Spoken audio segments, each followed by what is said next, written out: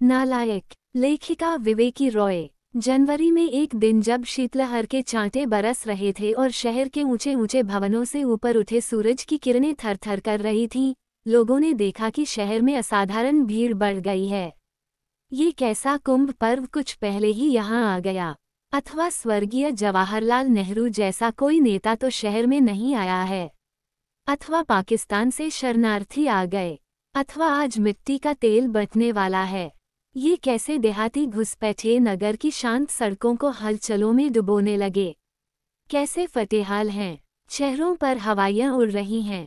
आंखों में गहरी उदासी और निराशा है। हर उम्र के लोग हैं। नगर के पथरीले फैलाव में छुट्टे मवेशी की तरह घूम रहे हैं। बीच बीच में कुछ ऊनी कपड़े और एम्बेसडर जूते वाले लोग भी हैं। ये उन्हें हाँकने वाले हैं।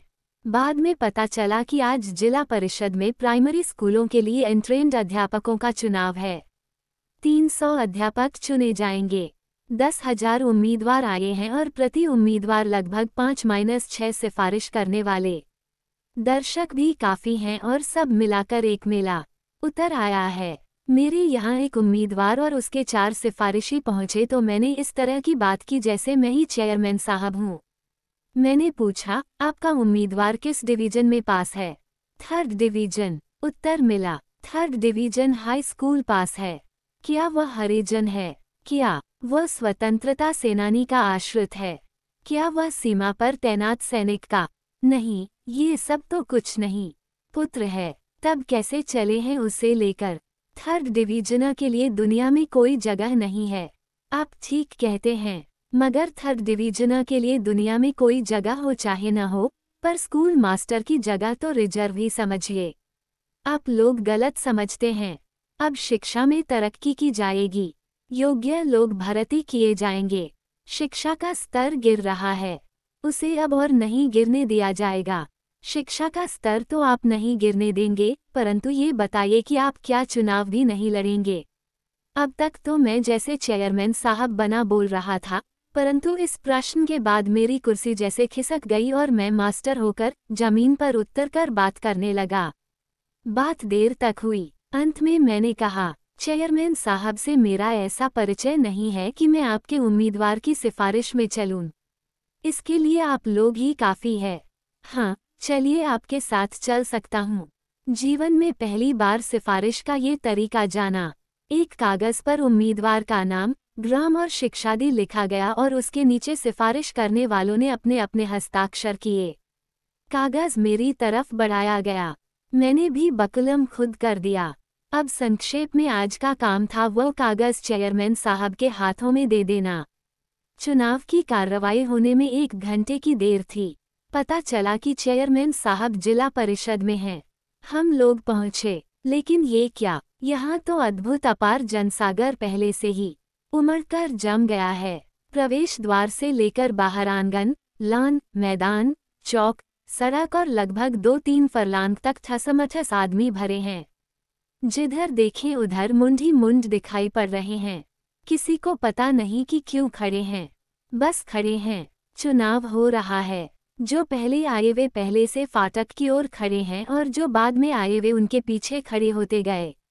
जो आगे हैं उनका निकलना कठिन है। भीतर परिषद कार्यालय है जो बंद है। यही रहस्य है। सब लोग समझते हैं कुछ हो रहा है।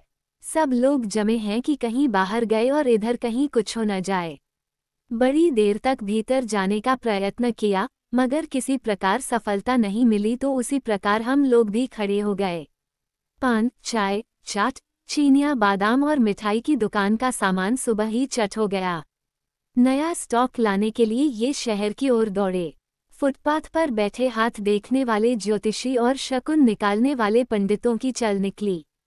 सड़क बंद हो गई। रिक्शे घूमकर दूसरी ओर से जाने लगे। देश का विकास, शिक्षा की उन्नति, जनता का नवजागरण, पंचवर्षीय योजनाओं की सफलता, बेकारी की रोकथाम और सच्चे स्वराज्य की झांकी सड़कों पर साक्षात दृष्टिगोचर होने लगी। इसी समय अत्यंत गुप्त रूप से ज्ञात हुआ कि चेयरमैन साहब अभी अपने बंगले पर हैं। उम्मीदवार को वहां छोड़कर हम लोग चल पड़े। पता लगा कि अब फतह हुई, परंतु यहाँ का मोर्चा और कड़ा निकला। जितनी भीड़ जिला परिषद के कार्यालय पर थी उससे दूनी भीड़ यहाँ पर थी। मैदान में लोग बिना बाल के ज्वार बाजरे की डाठा की तरह खड़े थे। उसी तरह की बातें हो रही थीं जिस प्रकार चुनाव पर्व पर पोलिंग स्टेशनों पर होती है। अधिकांश लोगों के हाथ में बैलेट पेपर की तरह सिफारिशी कागज शोभा दे रहा था। सबकी दृष्टि बंगले के फाटक पर लगी थी, जैसे रोजे वाले मुसलमान भाई ईद के चांद की ओर टकटकी लगाए हों।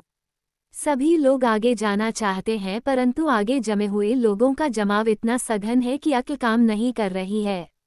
ये सभी उसी प्रकार है जैसे पदों पर जमे हुए लोगों की अगली कतारें पीछे वालों की चोंच नहीं डूबने देती है। इसी समय 2 गाड़ी पुलिस आ गई। शायद भीड़ को नियंत्रित करने के लिए फोन किया गया था और लाउड स्पीकर से सुनाई पड़ा। सज्जनों, ज्ञात हुआ है कि आप लोग 3rd डिवीजनरों के सिफारिशी हैं। आप लोगों को बहुत समझाया गया कि सिफारिश से काम नहीं चलेगा, परंतु आप लोग मानते ही नहीं हैं। अब स्कूल मास्टर के लिए 3rd डिवीजनर्स नहीं लिए जाएंगे। यदि आप लोग बिना उस सिफारिशी कागज को दिए टलने वाले नहीं हैं तो दे दीजिए। 50 व्यक्ति खांची लेकर तैनात किए जाते हैं। इन्हीं खांचियों में डाल दें। पुलिस की सहायता से खांचियों में कागज डालने का कार्य संपन्न हुआ और देखते ही देखते सब खांचियां भर गईं। बंगले के सामने भुहुड़ की तरह कागजों की ढेरी लग गई। जैसे कागजों का टुकड़ा लूटकर खूब ऊंचा सम्मत बाबा बना दिया गया है। अब असली किस्सा सुनिए। वहां से हम लोग जिला परिषद में लौट रहे थे, तब तक हम लोगों का वो उम्मीदवार उधर से दौड़ता आता हुआ मिल गया। वो बहुत उत्तेजित था। सुबह का सिकुड़ा वह बालक अब तनकर जवान की तरह लग रहा था। उसका मुंह लाल हो गया था और रोवे फड़क रहे थे। उसने कहा, ये देखिए साहब, लोग कहते हैं कि 3rd डिवीजनर नहीं लिए जाएंगे। यह नहीं लिए जाएंगे। जिसका ज्यादा वोट होगा वह लिया जाएगा।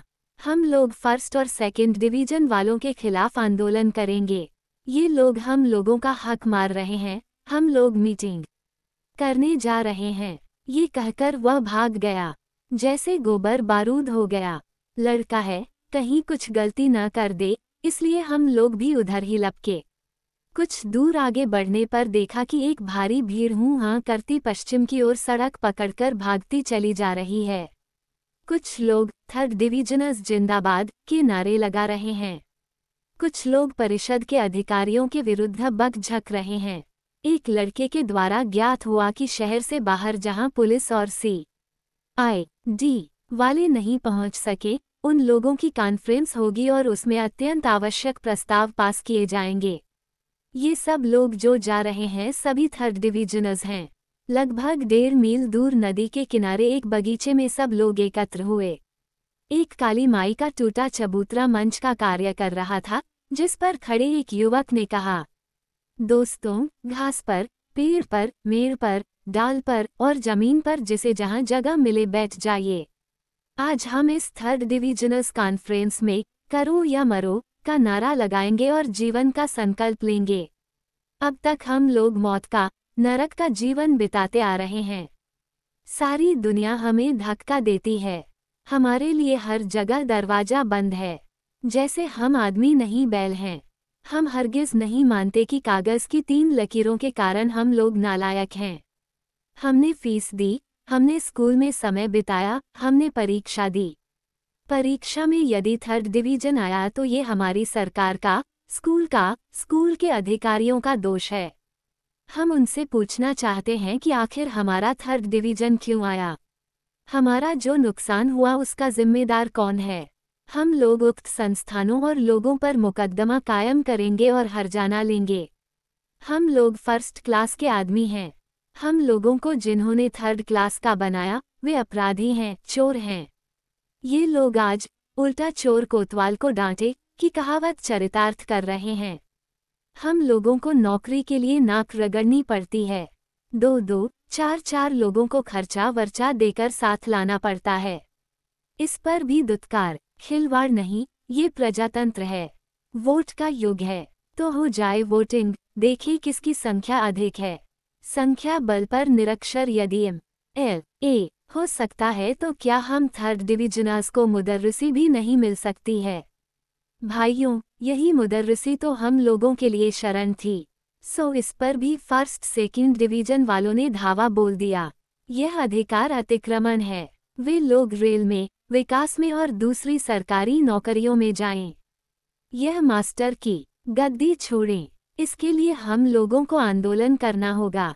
इस कॉन्फ्रेंस में उसकी रूपरेखा बनेगी। तो किसी भी सभा के लिए एक सभापति की आवश्यकता होती है। सो मैं 5 वर्ष फेल होकर छठे साल के हाई स्कूल में 3rd डिवीजन भाई श्री रघुपति राघव का नाम आज की सभा के लिए प्रस्तावित करता हूँ। मुझे विद्यालय जाने में अत्यधिक विलंब हो रहा था, अतः चला आया। आगे क्या हुआ इसका पता लगा रहा हूँ। हाँ, जब मैं आ रहा था तो 3rd डिवीजनर्स जिंदाबाद के गगनभेदी नारे गूंज रहे थे। एक नारा बहुत देर तक दोहराया गया। किसको मिले mastery chance, 3rd division matric पास।